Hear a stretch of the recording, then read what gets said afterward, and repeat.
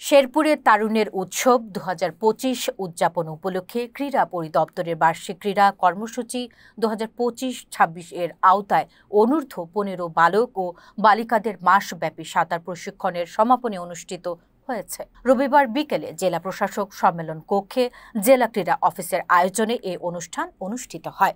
জেলা ক্রীড়া অফিসার ধীরেন্দ্র চন্দ্র সরকারের সঞ্চালনায় এবং অতিরিক্ত জেলা প্রশাসক মোহাম্মদ শাকিল আহমেদের সভাপতিত্বে অনুষ্ঠানে প্রধান অতিথি ছিলেন জেলা প্রশাসক তরফদার মাহমুদুর রহমান।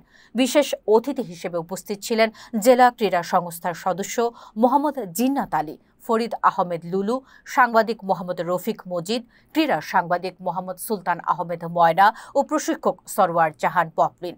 আলোচনা সভা শেষে প্রশিক্ষণার্থীদের মধ্যে সনদপত্র বিতরণ করা হয়। প্রশিক্ষণে ৩০ জন বালক ও বালিকা অংশ নেয়। জেলা ক্রীড়া অফিসার ধীরেন্দ্র চন্দ্র সরকার জানান, জাতীয় পর্যায়ে অংশগ্রহণের লক্ষ্যে প্রতিভাবান সাঁতারুদের বিভাগীয় পর্যায়ে পাঠানো হবে। প্রশিক্ষক হিসেবে দায়িত্ব পালন করেন সরওয়ার জাহান পপলিন।